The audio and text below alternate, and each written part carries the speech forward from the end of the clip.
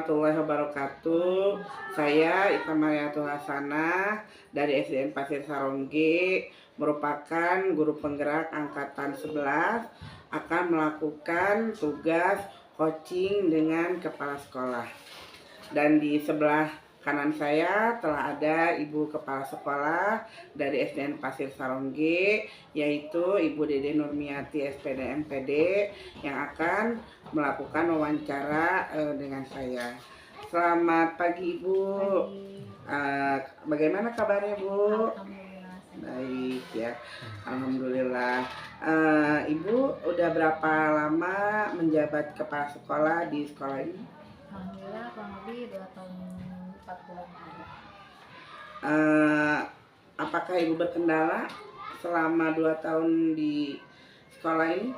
Sepertinya kendala selalu ada, namun alhamdulillah bisa teratasi, dikerjakan bersama-sama. Ya. Ibu, saya ada program dari guru penggerak, yaitu mewawancarai Ibu berkenaan dengan kasus-kasus yang merupakan dilema etika dan yang berkaitan dengan nilai-nilai kebajikan. Apakah Ibu ada waktu? Insya Allah siap. Alhamdulillah, mudah-mudahan Ibu dapat membantu tugas yang akan saya nanti sampaikan. Kita mulai Ibu. Ya, silakan. Saya ada beberapa pertanyaan berkaitan dengan kasus-kasus yang merupakan dilema etika. Nah, bagaimana pendapat Ibu mengenai kasus-kasus yang merupakan dilema etika atau bujukan moral? Bagaimana Ibu mengidentifikasinya? Sepertinya kasus-kasus itu terjadi begitu saja ya. Jadi sepertinya saya tidak bisa mengidentifikasi ketika ada masalah itu atau ada kasus, kita langsung pelajari saja kasusnya dan mencari kesimpulannya sebagai tindak lanjut. Apabila ada misalnya kedepannya ada lagi seperti itu, kita sudah ada contoh di awal. Terima kasih. Berarti Ibu mengidentifikasinya secara langsung saja ya. Ketika kasus itu terjadi. Jadi tidak dinanti-nantikan ya Bu ya. Jadi langsung ya. Nah, selama Ibu mengambil keputusan di sekolah, terutama yang ada 2 kasus, misalnya ada 2 kasus yang berbarengan, yang sama-sama benar atau sama-sama mengandung nilai kebajikan, bagaimana Ibu menjalankan pengambilan keputusan itu? Ketika terjadi kasus-kasus seperti itu tentunya saya harus memperhatikan atau mengaitkan dengan aturan yang ada di sekolah, terutama untuk ASN. Jadi yang pegawai ASN tersebut harus punya integritas dan loyalitas yang tinggi. Jadi tentunya semua keputusan sekolah itu harus diikuti oleh semua yang ada di sekolah, terutama guru. Jadi tidak hanya ASN mungkin ya Bu ya, guru yang semua, ada semua yang ada di lingkungan sekolah ya. Staf pengajar. Ya. Nah, bagaimana langkah-langkah Ibu atau prosedur seperti apa yang Ibu lakukan selama ini? Sepertinya kalau langkah-langkah itu belum dijadwalkan ya, atau tidak menyusun langkah-langkah tersebut. Namun di saat menemukan kasus itu spontan saja kita selesaikan yang berdasarkan logika serta kasus yang ada.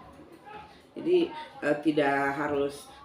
kalau setiap ada masalah itu tidak harus selalu disusun ya.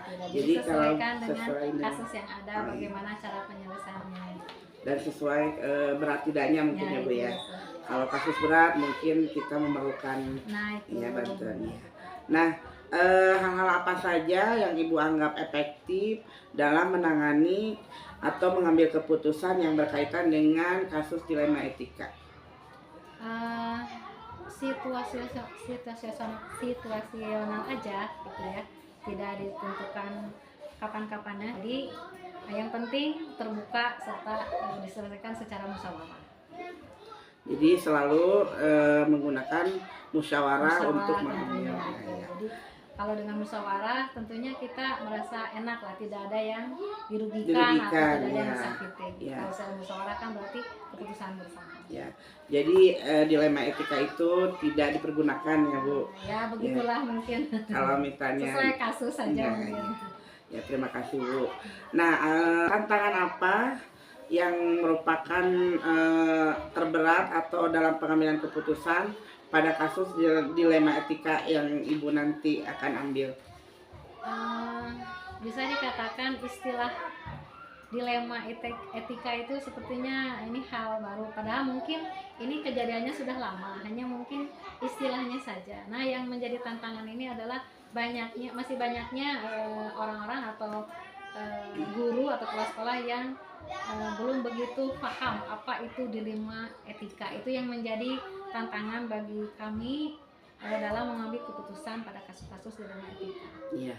Nah, dilema etika itu sama dalam hal ini itu nanti ada seperti contohnya kebenaran melawan kesetiaan.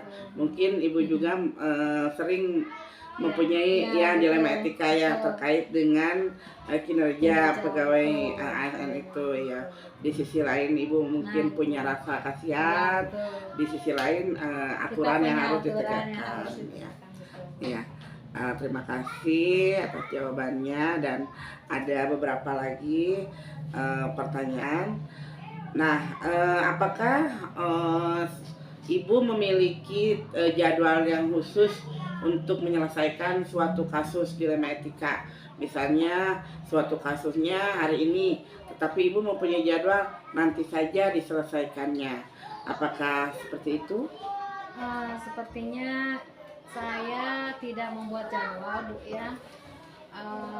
Kita menyelesaikan masalah itu sesuai kejadiannya saja atau sesuai berat ringannya kasus tersebut. Misalnya kalau misalnya kasusnya ringan ya langsung kita selesaikan sesuai dengan pengetahuan kami atau guru yang lain. Tapi kalau seumpamanya kasusnya berat, mungkin kita mengundang seseorang yang lebih memahami atau yang lebih bisa menyelesaikan masalah tersebut. Tapi kebanyakan sih alhamdulillah ketika ada kasus di sekolah kita bisa menyelesaikannya secara langsung diselesaikan, tidak ditangguhkan. Iya.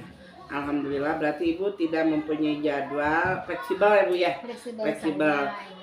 Kalau ada kasus mungkin hari ini kita selesaikan hari ini. Karena yang namanya kasus kan tidak ada rencana ya, itu kejadiannya situasional. Jadi ketika ada kasus, ada kejadian yang mungkin kan tidak direncana ya gitu. Jadi ya langsung diselesaikan. Jadi bisa langsung diselesaikan hari itu juga. Ya, dan apabila mungkin tadi kasusnya agak berat mungkin Ibu nanti minta bantuan ya. Tapi sejauh ini belum pernah ya. Bisa diselesaikan bersama-sama secara musyawarah dan alhamdulillah ada kesepakatan ya. Ada hasil akhir.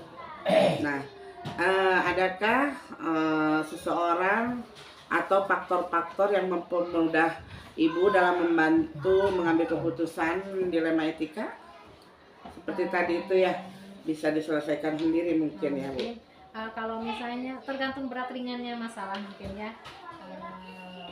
Kalau misalnya ringan atau misalnya yang biasa saja, tapi selama ini sih tidak ada hal-hal yang masalah yang berat untuk sekolah ya. Jadi kita ngobrol saja atau diskusi saja dengan rekan.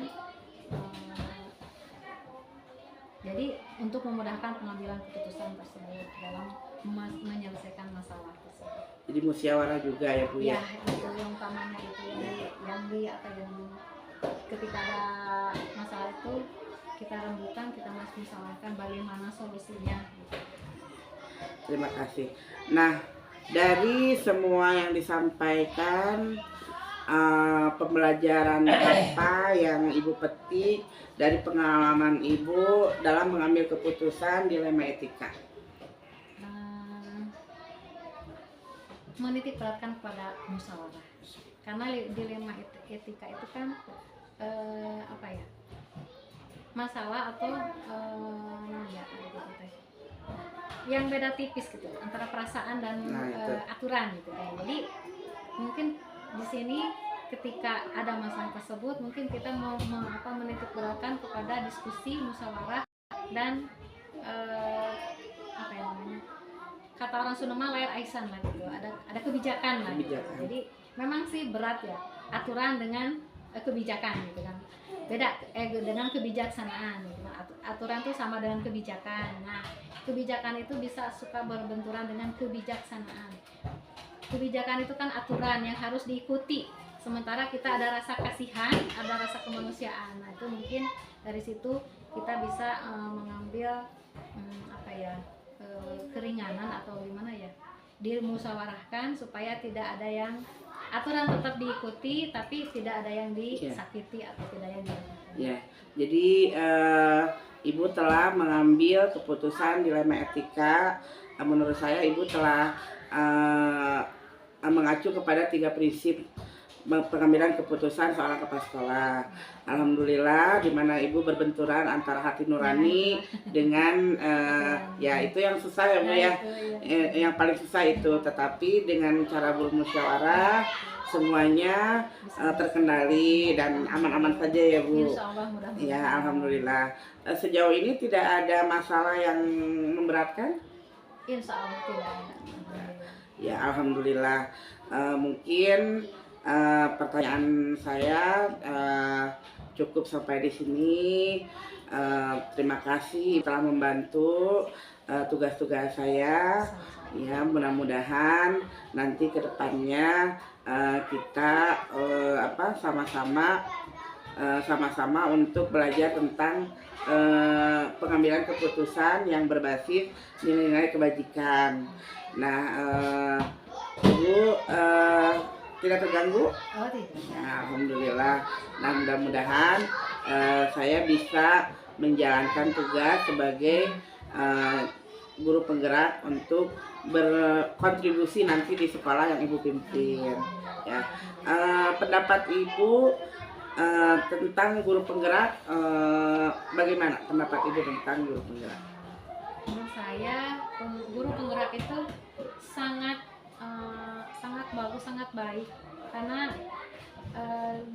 dengan mengikuti guru penggerak berarti guru tersebut menambah ilmu pengetahuan tentang bagaimana pertama cara mengajar, kemudian ada hal lain tentang kedisiplinan sebagai ASN itu bagaimana gitu kan. Dengan mengikuti guru penggerak berarti banyak hal-hal yang belum pernah diterima di sekolah ataupun ketika kuliah. Nah, di sini banyak ilmu yang menguatkan atau memberikan pengalaman-pengalaman baru tentang bagaimana cara mengajar dan bagaimana sebagai ASN itu harus bagaimana. Ya. Jadi saya sangat mendukung. Ya. Alhamdulillah, terima kasih Ibu untuk waktunya. Sekali lagi saya ucapkan terima kasih. Saya mohon pamit. Wassalamualaikum warahmatullahi wabarakatuh. Waalaikumsalam warahmatullahi wabarakatuh.